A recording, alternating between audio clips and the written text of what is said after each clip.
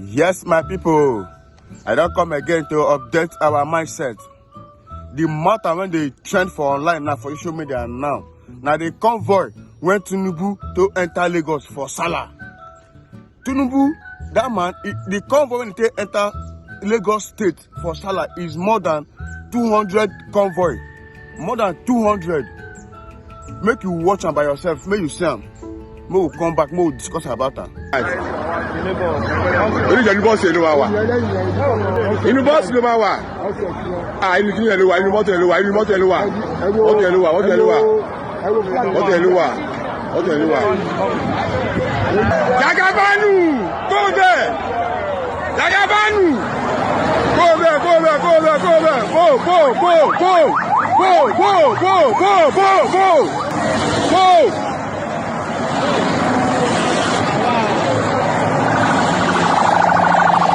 Chop up, chop up, chop up, chop up,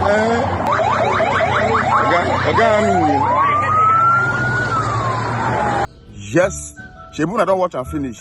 You don't see the convoy when they follow only one person. Convoy more than 200 vehicles. Yes, finally now, what they switch me for the issue so? Say finally now, EU don't interfere for this election issue so. This case now, EU don't interfere. Say yes, the way and manner when INEC chairman they conduct this election, say yes, it is not acceptable. Now, make me not talk too much because I always like to bring evidence. I want to bring up the video now. Make me see how EU take the damn INEC over the conduction of this election. Yes, watch them, and as they watch them, I want me you like, comment and share. So other people whenever time they go watch and see what they go on. How our leader, our president, they manage our resources. Thank you. And what EU see talk about over this past election. In the lead up to the 2023 general elections, Nigerian citizens demonstrated a clear commitment to the democratic process. That said, the election exposed enduring systemic weaknesses and therefore signal a need for further legal and operational reforms to enhance transparency, inclusiveness, and accountability. While we consider the electoral legal framework provides an adequate foundation for the conduct of democratic elections, there are ambiguities in the law. For example, the Electoral Act 2022, which had its first test in a general election in 2023, and other legal instruments evidenced gaps in terms of transparency, accountability, and inclusivity, and left room for uncertain implementation. For that reason, we recommend, and this is our first priority recommendation, to protect the interests of voters through certainty of law for all stages and aspects of electoral processes by eliminating from electoral law and regulations errors and ambiguities to avoid potential for confusing interpretations and ensuring the revision processes are inclusive. A positive aspect of the voter registration process was active youth engagement, with 2/3 of the 9.5 million new registrants being young people. However, there is a need for greater efforts to protect genuine youth participation in elections, and similarly, ongoing underrepresentation of marginalized groups in political life requires robust remedial action. Overall, the collection of permanent voter cards was adversely affected by poor institutional planning and a lack of transparency. To ensure the accuracy and inclusiveness of the voter register, an external independent audit would be beneficial. The campaign was competitive, with freedom of assembly largely respected, as evidenced by the nationwide conduct of rallies. However, challenges such as the naira, cash, and fuel scarcity and incidents of orchestrated violence were observed to hamper some campaign activities and to reduce attendance. In addition, the mission recorded cases of undue interference by governors, while the campaign was also marred by internal party conflicts.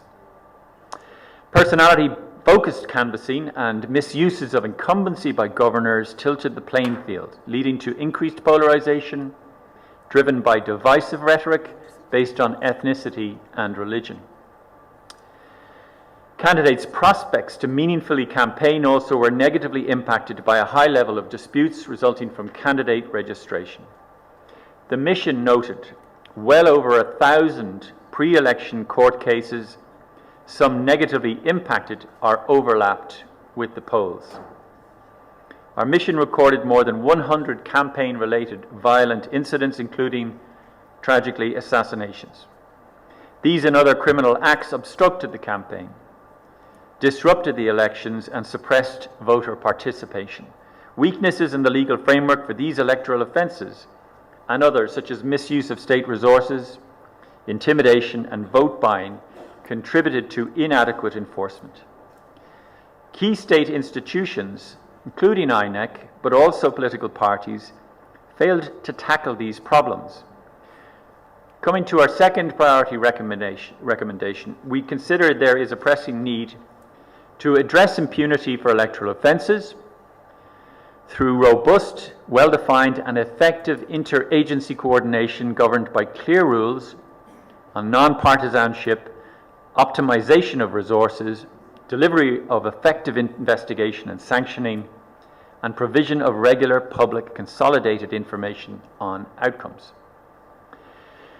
INEC introduced some very positive measures early in the electoral process. For example, it increased the number of polling units and established a system of electronic accreditation of party agents, media and observers. Public confidence, however, in INEC was severely damaged on the 25th of February due to its operational failures and lack of transparency. While some corrective measures introduced before the 18th of March elections seemed to have a positive impact, overall trust was not restored and eventually led civil society to call for an independent audit of the entire process. However, there is no legal requirement for qualification and merit-based appointments of the positions of INEC Commissioner or Resident Electoral Commissioner.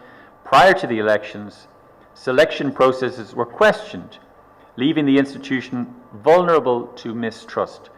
We believe that these vulnerabilities can be effectively addressed by, and this is our third priority recommendation, establishing a robust operational framework for the independence, integrity and efficiency of electoral administration through an inclusive and publicly accountable mechanism for selecting candidates to the posts of INEC commissioners and recs based on clear criteria of evaluation of merits, qualifications, and verified non-partisanship. A number of key issues hindered freedom of expression and limited voters' access to diverse information. For example, analytical reporting was limited due to self-censorship by state-level outlets who feared retribution from governors. Fines were imposed by the broadcast media regulator without due process. We are also seriously concerned journalists faced attacks and with little consequences for the perpetrators. Therefore, and our fourth priority recommendation, we consider it essential to afford adequate protection to freedom of expression by developing a comprehensive operational framework underpinned by the skills and means for ensuring prompt investigation and prosecution of all types of attacks against media practitioners. Positively, the media raised voters' awareness, fact-checkers stood up against disinformation, and media outlets extensively covered the campaign, providing equitable exposure to both the APC and PDP. Disappointingly, politicians avoided answering merit-based questions during interviews and instead engaged in party infighting. While social media was an important tool for information exchange, campaigning and mobilization, misinformation was massively spread. Additionally, we noted legal provisions such as the Cybercrime Act had the effect of encouraging self-censorship, and we therefore consider amendment of the legislation is needed to safeguard freedom of expression. Detailed operational frameworks to strengthen inclusion are needed. For example, we found that persons with disabilities could not always access polling units and assistive devices were rarely available. Data on registration and voting by internally displaced persons was not published. Women's political participation in Nigeria is not in line with the country's international commitments and provision of equality. The number of women participating in the process evidences a worrisome trend of decline since 2007. Only one woman contested among 18 presidential candidates, and there were no nominated female running mates. So while the 25th February elections were held on schedule, a lack of transparency and operational failures reduced trust in the process and challenged the right to vote. Voters assigned to new polling units had difficulties in identifying their correct polling unit, and the conditions in almost half of polling units observed did not ensure the secrecy of the vote. In 16 states, the mission noted incidents of violent attacks on polling units and indeed on INEC staff and harassment of voters. The counting procedures were negatively impacted by overall poor understanding, particularly in completing forms, and chaotic and overcrowded conditions in collation centres observed. Key issues impacting the orderly conduct of elections on March the 18th included interference by party agents and a lack of adequate protection of the secrecy of the vote. The elections were impacted by outbreaks of fighting and thuggery, which led to a high number of cancellations of polling units and, regrettably, also fatalities. The introduction of the bimodal voter accreditation system, or BVAS, and the INEC results viewing portal IREV was widely seen as an important step to ensure the integrity and credibility of the elections, but lack of transparency before the polls, and notably the severely delayed display of presidential result forms on the 25th of February, for which INEC failed to give a timely and comprehensive explanation, dashed the public trust in election technologies and in INEC. For both elections, INEC did not publish key relevant information, hampering transparency throughout the collation processes and the declaration of election results. For example, INEC failed to publish the manner of calculation of the declared winners, turnouts, number of accredited voters, and the list of polling units where elections were cancelled, postponed, or not held.